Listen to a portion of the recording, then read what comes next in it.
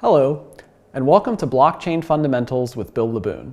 In this series of lectures, we'll talk about what blockchain is, how it works, and what it's good for.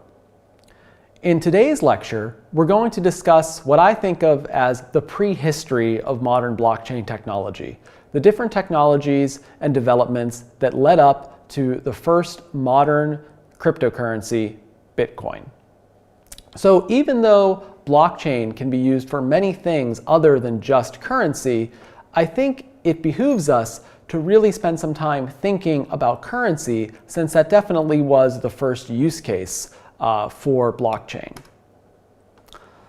So let's assume I want to create my own digital currency, some bill bucks.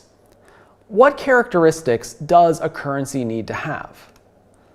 Well, for anything to be useful as money, it needs to be durable. It can't be something that just washes away or is very easy to destroy, that biodegrades in your pocket, etc.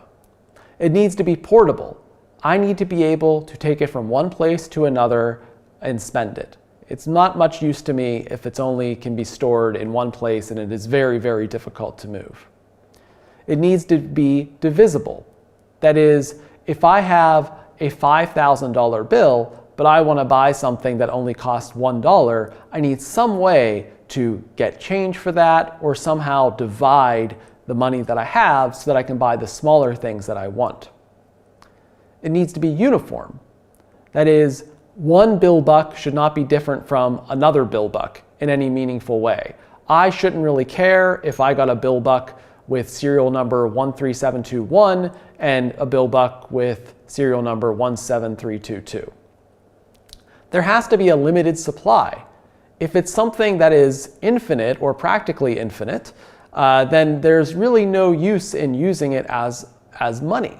If I can buy something with leaves from the forest or sand from the beach, then people aren't going to want to accept it. There needs to be some sort of limitation in supply. And finally, it must be generally acceptable.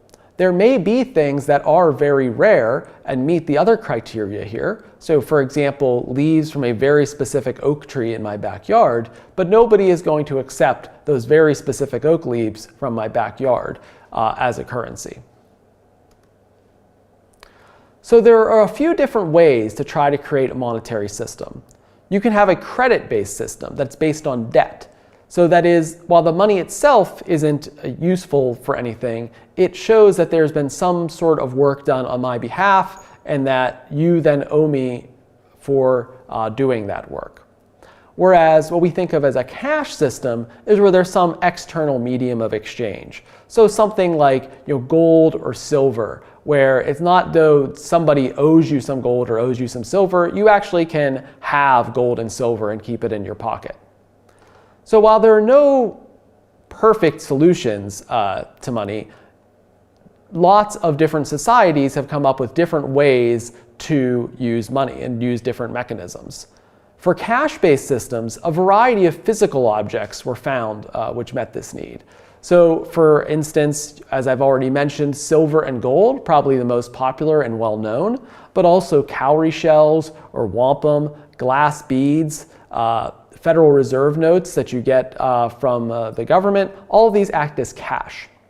But it turns out that while a debt-based system, since you're really just keeping track of who owes whom, might be relatively easy to manifest in digital form, having a cash-based system turned out to be very difficult. However, this didn't stop people from trying. First was virtual. So in here, you would give your credit card information to the first virtual company, and they would purchase things for you on different sites. So this turned out to be rather problematic, especially because merchants had to wait 90 days for every transaction to be cleared. A broader system called the set architecture would actually allow you individually to encrypt your credit card number and send an encrypted version through an intermediary. So the seller would never actually see your credit card information. The buyer-seller and this intermediary would come to an agreement without the actual end user seeing your actual credit card number. However, this didn't succeed because getting a certificate, a crypto certificate in the 90s was a very boring and technical and difficult process. So cash, one of the other problems with cash is that it needs to be bootstrapped. That is, we need some way for people to agree that this silver, this particular shiny metal is worth something, or gold, or cowrie shells. But cash had a lot of benefits to these credit-based systems that were tried at first. First, cash has no risk of default. If I have 3 ounces of gold in my pocket, nobody can say to me, well, that gold is now worthless. So if I assume that people are still accepting gold, I don't have to worry that, well, somebody else owes me gold, so I might not actually have the gold that I thought. If I have it in my pocket, I have it. Credit, by its nature, is not anonymous or pseudonymous. It's very easy to track anyone using this because you need to know who you owe what to. Finally, with credit, you always need to be online. You need to check with some authority or be willing to deal with people who may not be 100% on the level. Whereas with cash, if I go to a store, I don't have to worry when I buy some gum with my dollar that I'm not actually going to have the dollar. That person is definitely going to get the dollar, and nobody needs to know that I'm buying that gum. Cash is, for all intents and purposes, anonymous. So the first, what we might think of as a modern proposal for digital money was Chaumian Ecash. So this all started from a famous cryptographer, David Chaum, who came up with this idea of blind signatures. So a blind signature allows someone to sign a document, prove that they owned that document, that they were the one who wrote it, but not reveal any of the knowledge of what is in the document.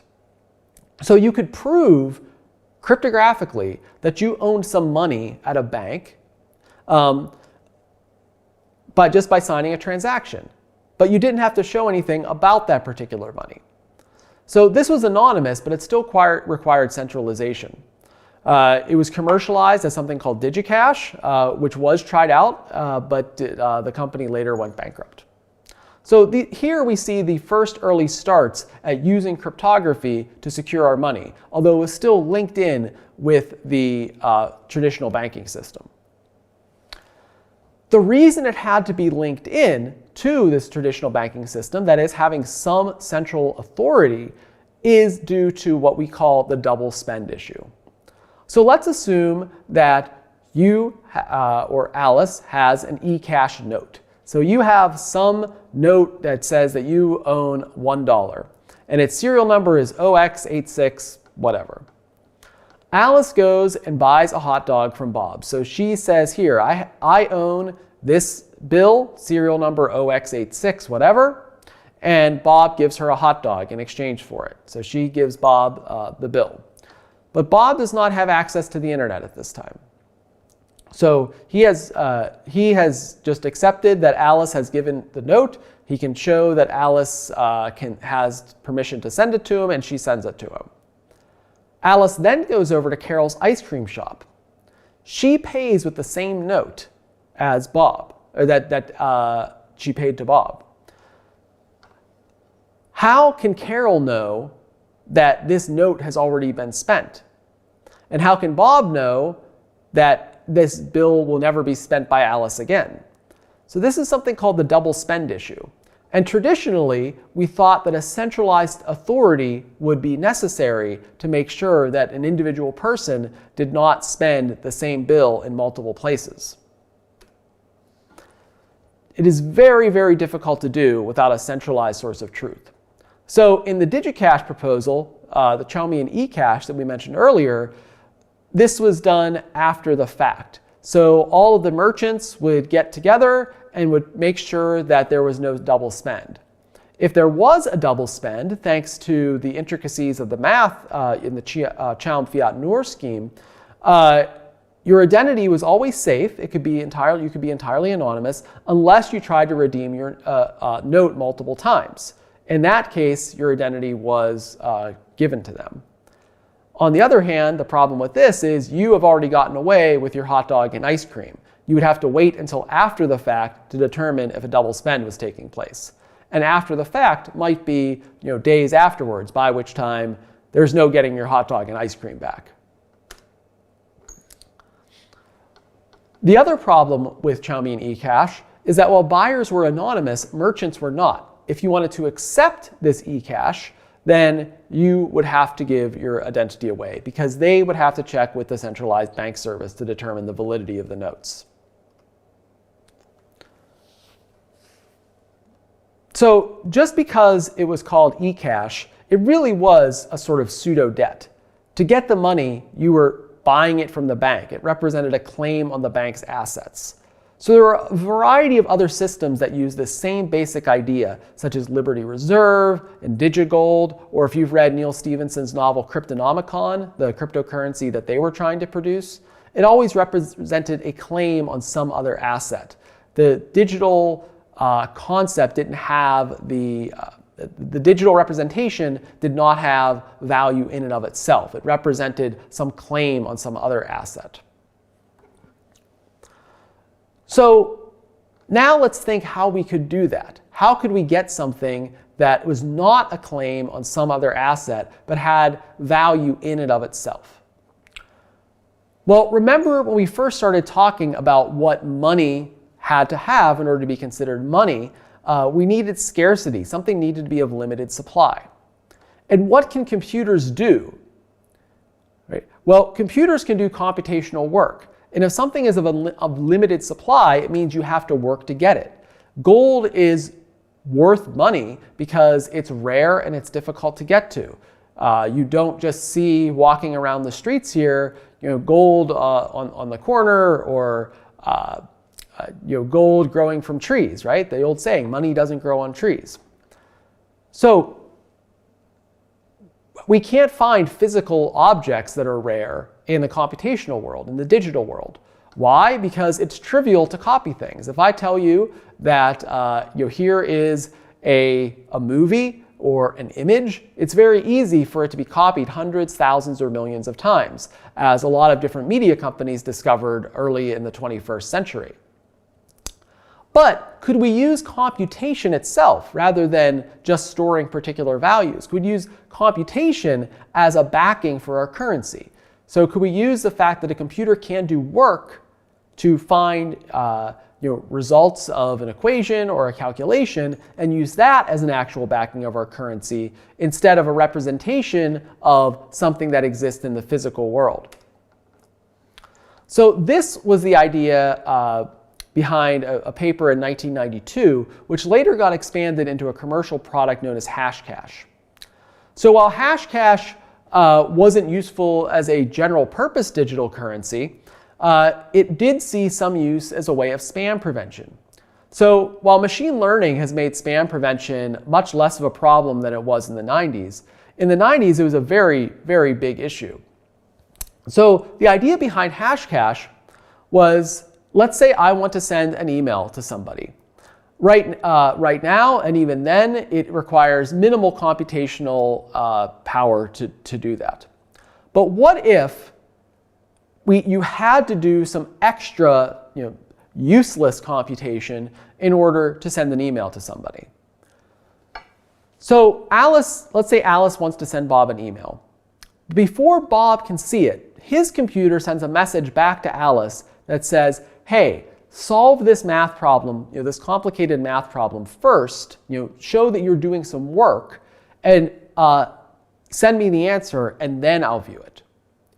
So each of these calculations were specific to the specific email that you sent and to the specific address. So this provided rate limiting, where it might be very easy for someone to send 1 million spam messages. Right? What if every time you sent a spam message, in order to know that that message was received by the recipient, you had to have your computer spend 5 minutes working on a math problem?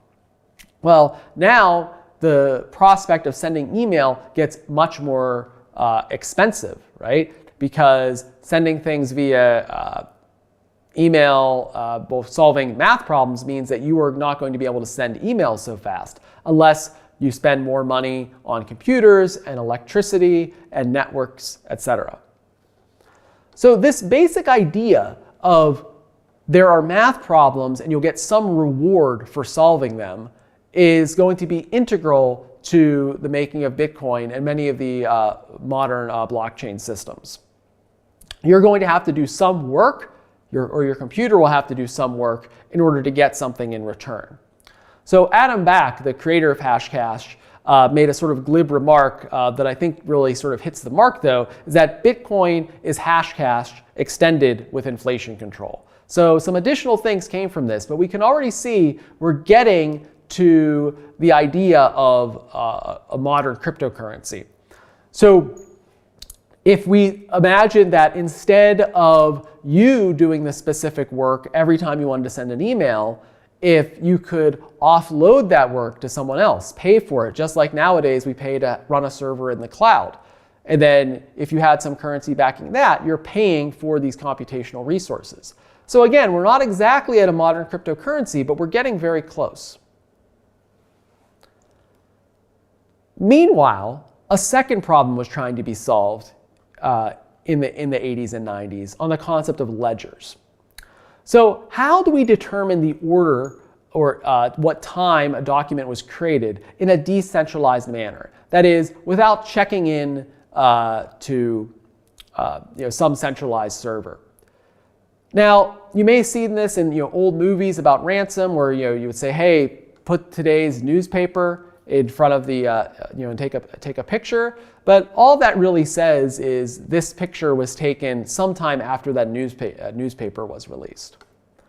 It doesn't provide a very easy, computationally feasible way of doing this, and it certainly can be fooled in a variety of ways. But if we can figure out that document D sub 1 was written before D sub 2, and D sub 2 was written before D sub 3, we can have a good idea of when that document was written.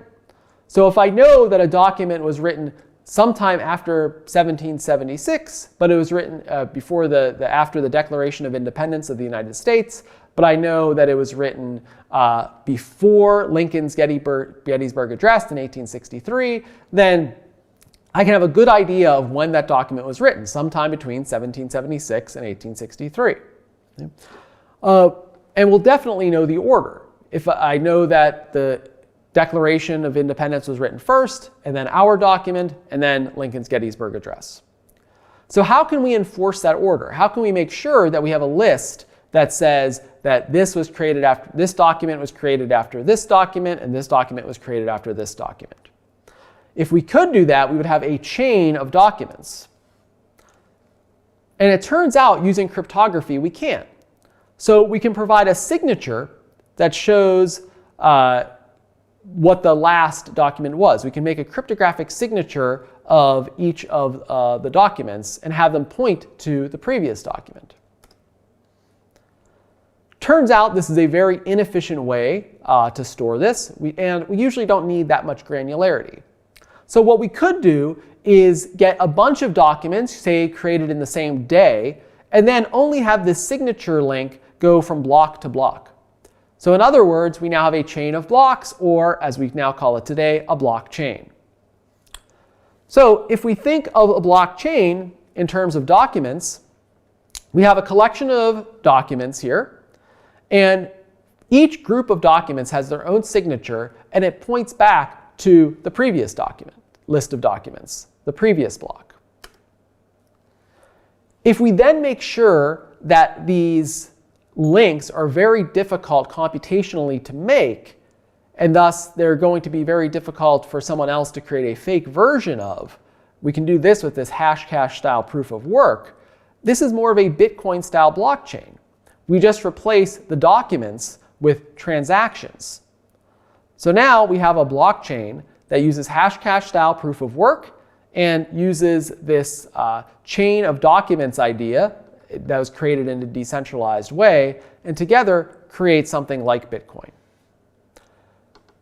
All right, so now we've seen two different schools of thought, or two different technologies that are really sort of coming together in order to create the modern blockchain. So can this resolve our major issue of digital currency, the double spend issue?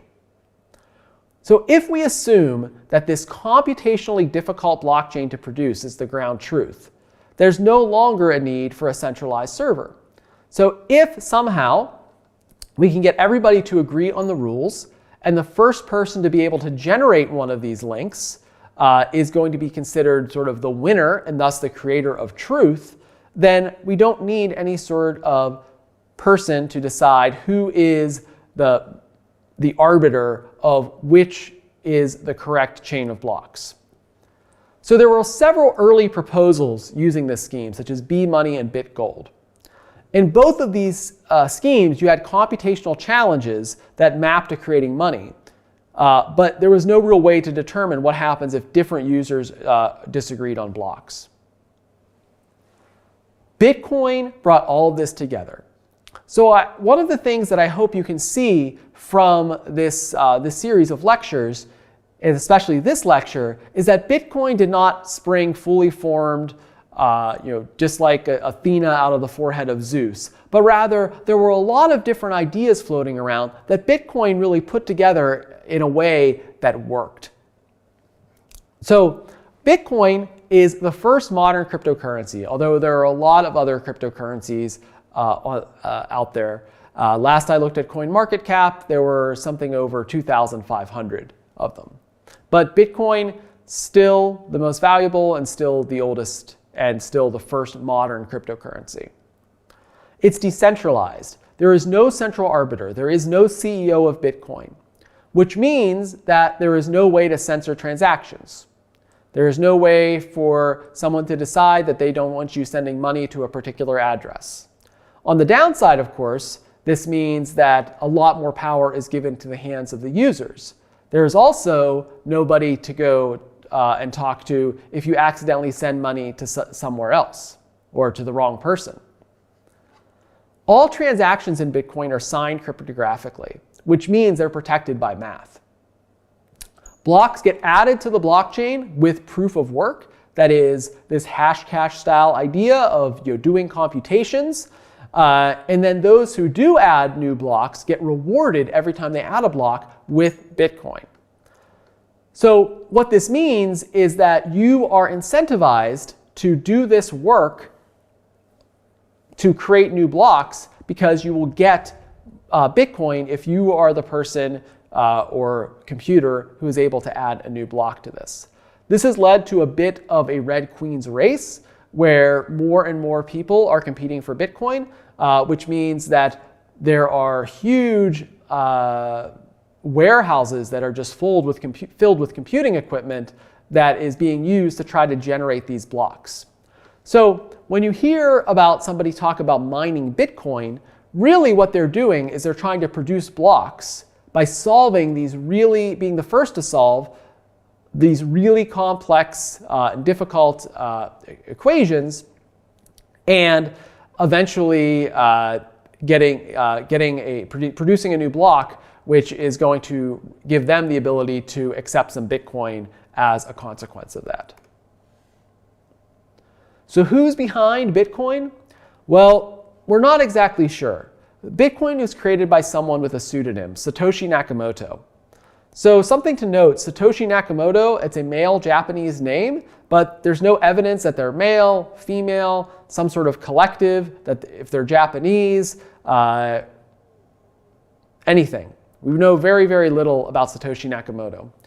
Despite a few people claiming to be them or know who they might be, there has been no firm definitive evidence. Satoshi interacted with people online for a few years, then went entirely dark. There are many different theories on his true identity, but again, nobody knows who exactly he, she, or they are. If you're interested in reading more about what Satoshi Nakamoto shared, there's a great book called The Book of Satoshi, edited by Phil Champagne, which collected the most important things that he said online during the few years during the early days of Bitcoin that he was online. So, did we resolve the double spend issue? And the answer is yes. So with Bitcoin, remember, generating a link to the previous block and a new block is a very, very difficult process and creates money. But we can come up with a rule that we can figure out which is the correct chain by which has the most proof of work behind it. So this was changed from the very early days of Bitcoin due to some loopholes that were discovered. But the basic idea is whichever chain, whichever link shows that the most work was done in creating these blocks is going to be the one that's considered valid. So the only way for you to try to censor a transaction is to spend a lot of money trying to say that there is a new chain of blocks. And since you are competing with everybody else in the world who is trading Bitcoin, and there are a lot of people doing that and a lot of computational power behind it, it turns out to be basically impossible. So this is what miners are doing. And this concept of adding miners and rewarding them for generating blocks was really the key modification that allowed Bitcoin to solve the previous problems with digital money. So in our next few lectures, we'll discuss how these hashing systems and cryptographic systems work and go more into depth on how exactly Bitcoin remains secure.